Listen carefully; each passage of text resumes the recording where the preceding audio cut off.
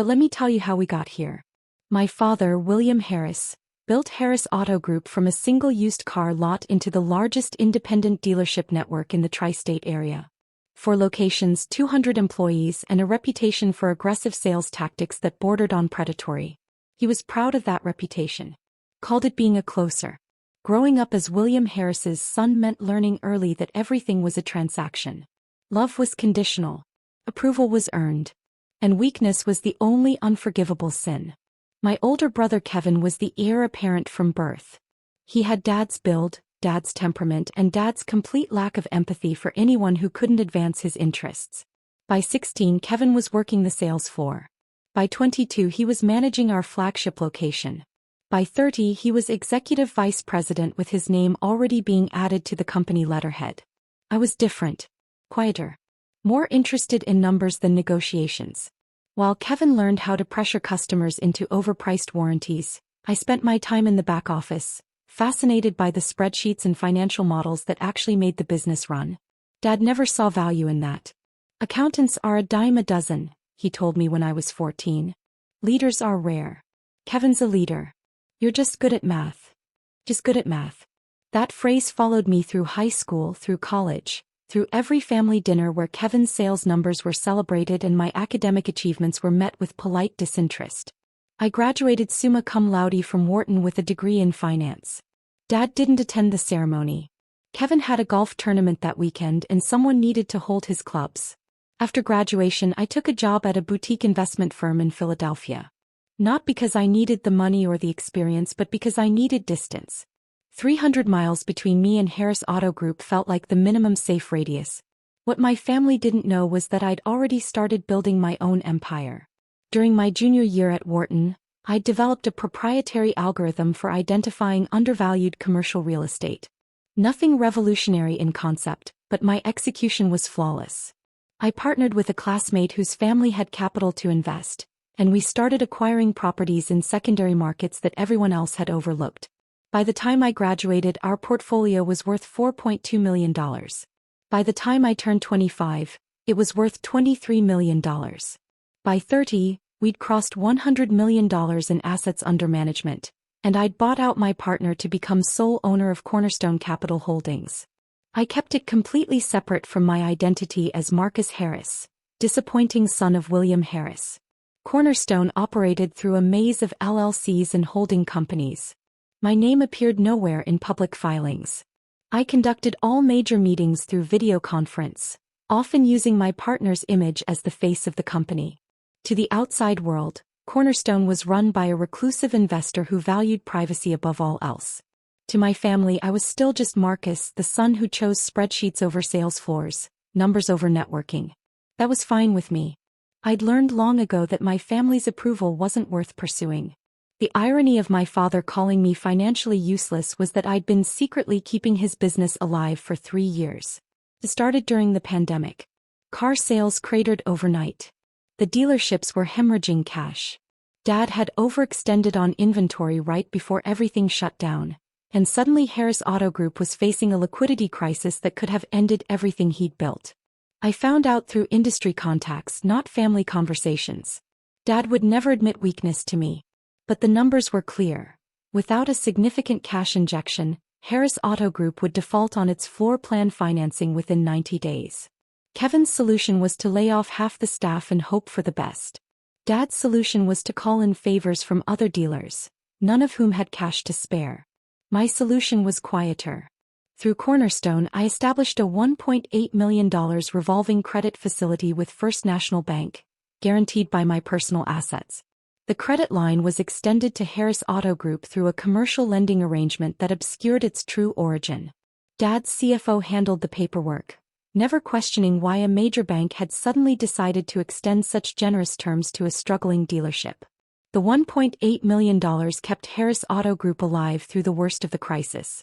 When car sales rebounded, the dealership stabilized, and Dad took full credit for his brilliant financial management during difficult times. He literally gave a speech at the Chamber of Commerce about weathering the storm through conservative fiscal planning. I watched the recording later. He mentioned Kevin's leadership 3 times. He didn't mention me at all.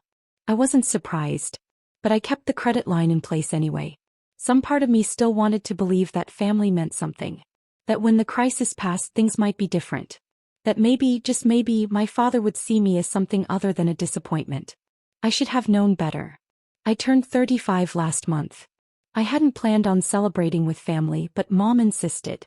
She'd made reservations at Dominic's, the upscale Italian restaurant where we'd celebrated every Harris family milestone for the past 20 years. "It'll be nice," she promised on the phone. "Just family. Kevin's bringing the kids. Your father's looking forward to it." That last part was almost certainly a lie, but I agreed anyway. 35 felt significant somehow. A milestone that warranted at least a tempting connection with the people who were supposed to care about me. I should have trusted my instincts. The evening started poorly and deteriorated from there. Kevin arrived late, making sure everyone knew he'd been closing a major fleet deal that couldn't wait. Dad immediately launched into questions about the transaction, ignoring my presence entirely. Mom smiled her empty smile and asked if I was seeing anyone. "Work keeps me busy," I said. "Work?" Kevin snorted. "You mean your little analyst job? Crunching numbers for other people's money." I'd let my family believe I was still at the investment firm, working my way up the ladder like any normal finance professional. It was easier than explaining the truth, and honestly they'd never asked for details. "Something like that," I replied. Dinner was served. The conversation orbited around Kevin's achievements, Dad's expansion plans, and the various ways Harris Auto Group was dominating the regional market. My birthday was mentioned exactly once, when the waiter brought out a small cake that Mom had pre-ordered. 35, Dad said, looking at me like he was appraising a used car with too many miles. You know, Kevin was running the flagship location by 35. Had his name on the building. Different paths, I said. Different ambitions, more like. Dad swirled his whiskey. Some people are builders. Some people just watch from the sidelines. I felt the familiar tightness in my chest. The same tension that had accompanied every family gathering for as long as I could remember. But something was different this time. Maybe it was the milestone. Maybe it was the 3 years I'd spent secretly supporting a business that would have collapsed without me. Maybe I was just tired. "I've done okay for myself," I said quietly. Kevin laughed. "Okay? Marcus, you drive a Honda. You rent an apartment.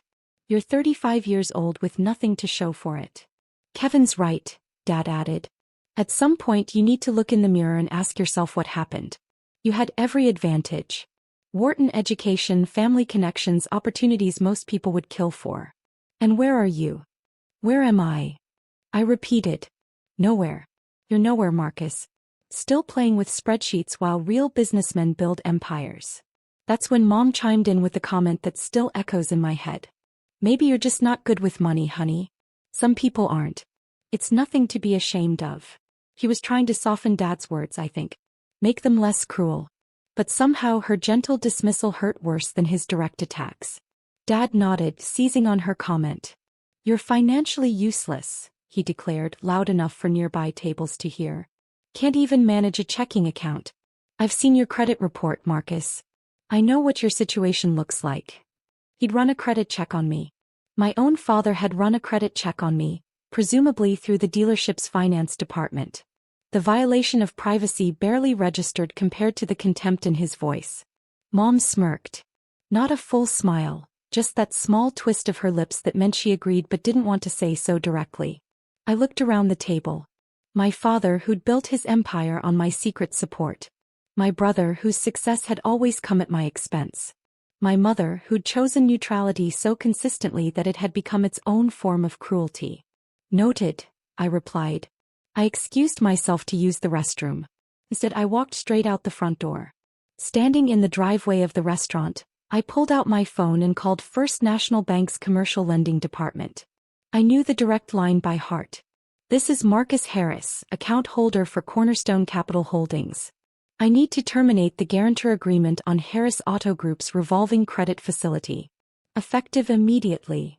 The representative confirmed my identity, pulled up the account and processed the request while I stood in the November air, watching my breath form clouds in the darkness. "The termination has been processed, Mr. Harris. Harris Auto Group will be notified within the hour that the credit line has been revoked. They'll have 30 days to either secure alternative financing or repay the outstanding balance." Thank you. I hung up, checked my watch, started walking toward my car. I was maybe 40 feet from my Honda when I saw Dad burst through the restaurant's front door, phone pressed to his ear, face the color of old brick. His accountant had called him before I reached my car. I didn't go back inside. Didn't answer the 17 calls from Dad that night, or the 12 from Kevin, or the 8 from Mom. I drove home to my apartment, the one my family mocked for being modest, and poured myself a glass of very expensive scotch from a bottle that cost more than my Honda's monthly payment. Then I waited. The full scope of the disaster took about a week to become clear. Harris Auto Group had been using the $1.8 million credit line as a financial backstop for almost everything. Floor plan financing for inventory, operating expenses during slow months, Kevin's expansion project for a 5th location. Without that safety net, the entire structure started to wobble. Dad's first move was to call the bank directly, demanding to know why his credit line had been revoked. First National's representative explained that the guarantor had withdrawn their support, and without that guarantee, the bank wasn't willing to extend unsecured credit to a dealership with Harris Auto Group's debt-to-income ratio. Who's the guarantor? Dad demanded. The bank wouldn't tell him. Privacy regulations. But they did confirm that the credit line had been established 3 years ago during the pandemic, and had been personally guaranteed by an individual with substantial assets. Dad called me that night. Marcus, what do you know about this? About what? Don't play games with me. Someone's been guaranteeing our credit line for 3 years. Someone who just pulled the plug. That's concerning, I said. You work in finance. You know people. I need you to find out who did this. I let the silence stretch for 10 seconds. You called me financially useless 6 days ago. At my birthday dinner. In front of the family. In front of strangers. More silence. Is that what this is about? You're throwing a tantrum because I was hard on you.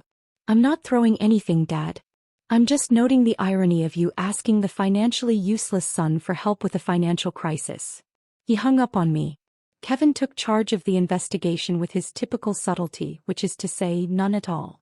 He hired a forensic accountant to trace the credit line's origins, convinced that a competitor was trying to sabotage Harris Auto Group.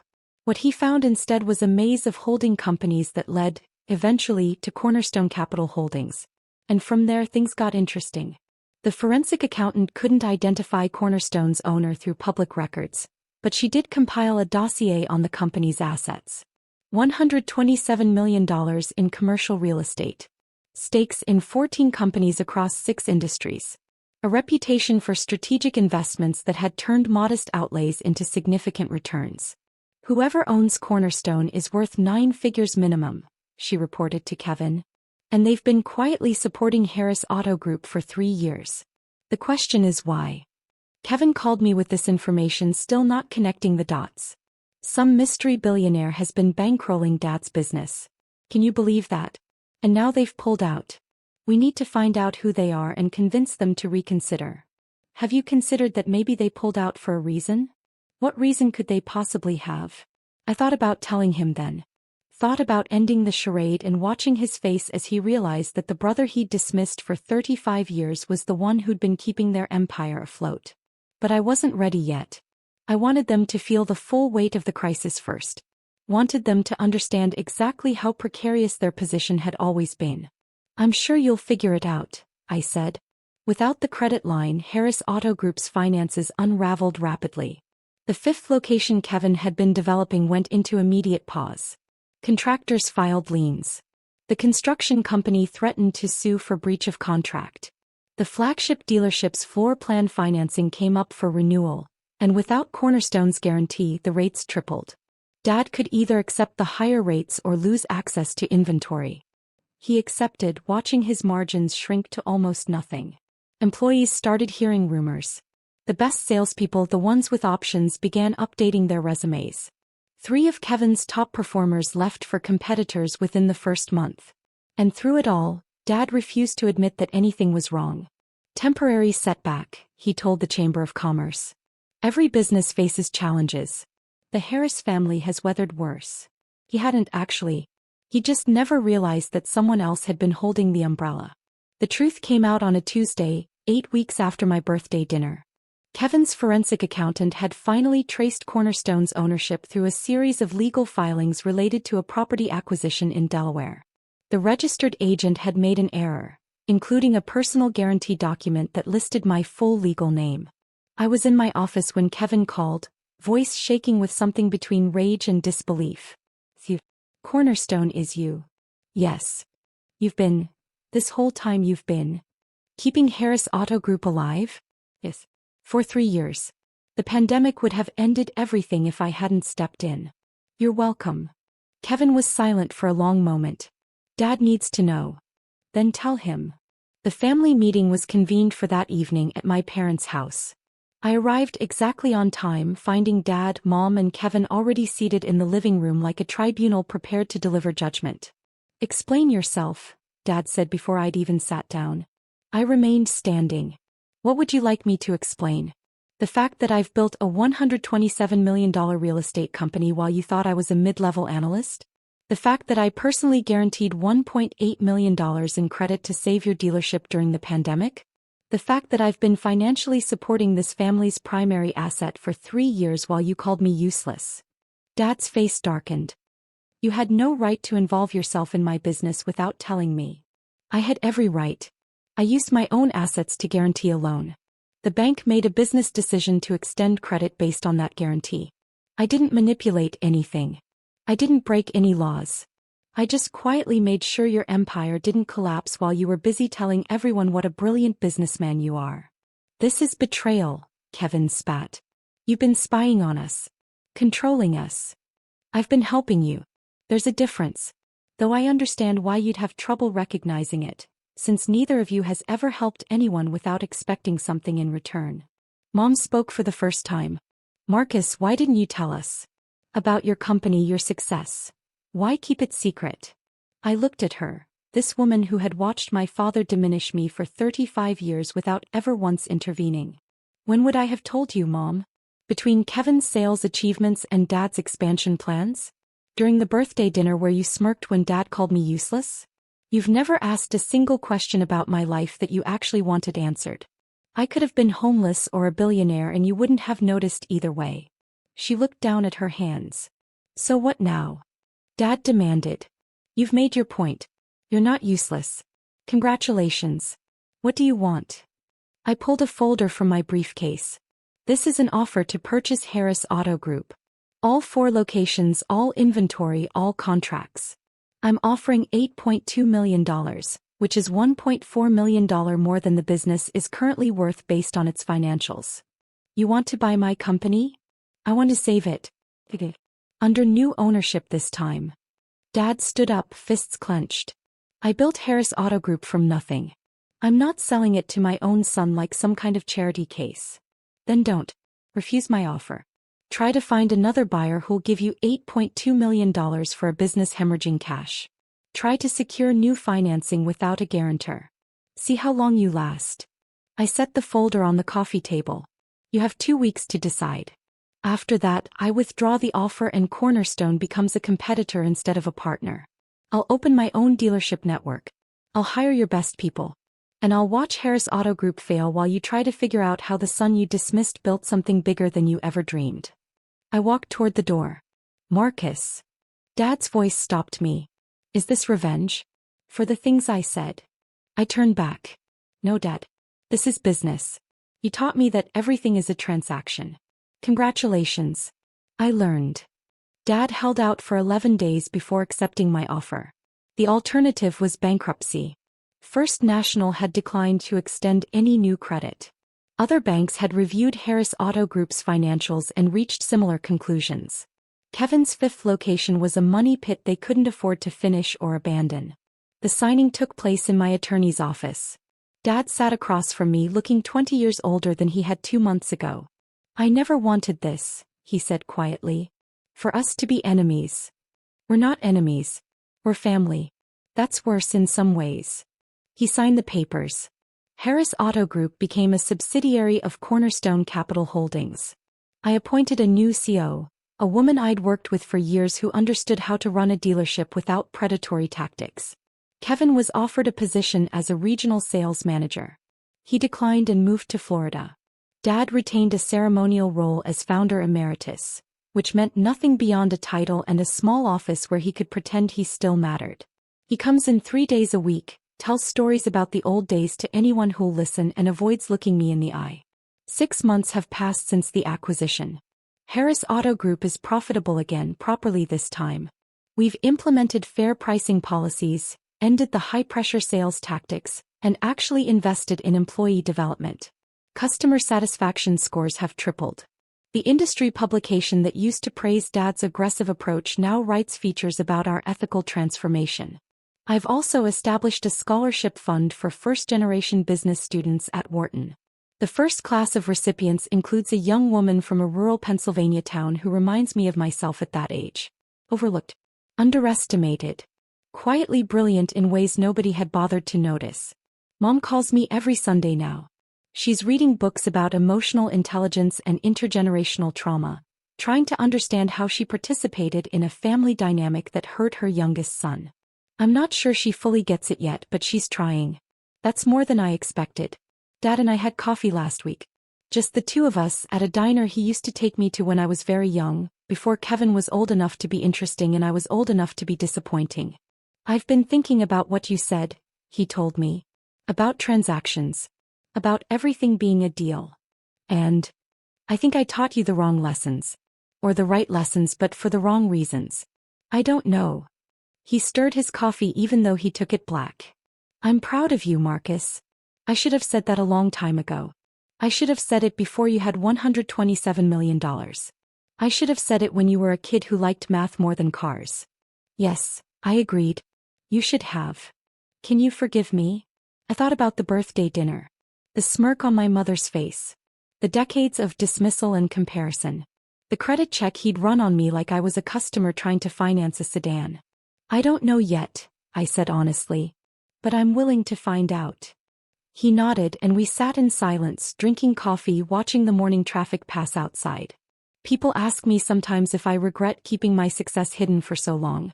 If I wish I'd told my family the truth earlier, forced them to see me differently. The answer is complicated. If I'd revealed Cornerstone when I first built it, my family would have treated me differently.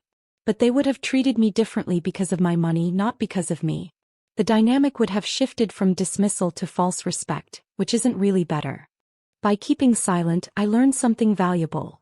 My family's opinion of me was never based on reality. They saw what they wanted to see. The disappointing son. The underachiever. The cautionary tale.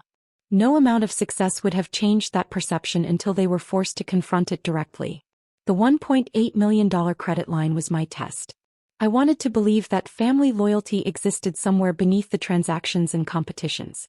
I wanted to give my father a chance to be grateful, even if he never knew who to thank. Instead, he used my support to build his confidence while tearing me down. He stood in front of the Chamber of Commerce and praised his own financial wisdom while I sat in the audience, anonymous and unacknowledged. That's not family. That's just genetics. Real family, I've learned, is the people who see you clearly and choose you anyway. My business partner who believed in Cornerstone when it was just an algorithm and a dream. My assistant who's worked with me for 8 years and knows exactly how much I'm worth and treats me exactly the same. The mentors and colleagues who supported my growth without needing me to fail first. Those are my people. The Harris family is just where I came from. Last week, Harris Auto Group won an award for ethical business practices. I accepted on behalf of the company, standing at a podium in the same ballroom where my father once gave his speech about weathering the storm. I thought about mentioning him. Thought about acknowledging the foundation he'd built, however flawed. Instead, I talked about second chances. About building something better than what you inherited. About the difference between success and worth. After the ceremony, a young salesman from our flagship location approached me nervously. Mr. Harris, I just wanted to say thank you. The training programs, the fair commission structure. I used to hate this job. Now I'm actually proud of what I do. I shook his hand. That's the goal. Build something you're proud of. I drove home that night in my Honda. I could afford any car I wanted, but I'd grown attached to its reliability, its modesty, its complete refusal to impress anyone. My phone buzzed with a text from Dad. Saw the award coverage. Congratulations. I typed back. Thanks. Then I added, Sunday brunch? Usual place. His reply came quickly. I'd like that. I'm not sure what we're building, my father and I. It's not reconciliation exactly. It's not forgiveness, not yet. Something newer and more fragile. A relationship between two adults who are finally seeing each other clearly. He called me financially useless once. Now he works in a building with my name on the letterhead. Some lessons take longer to teach than others. But I've got time.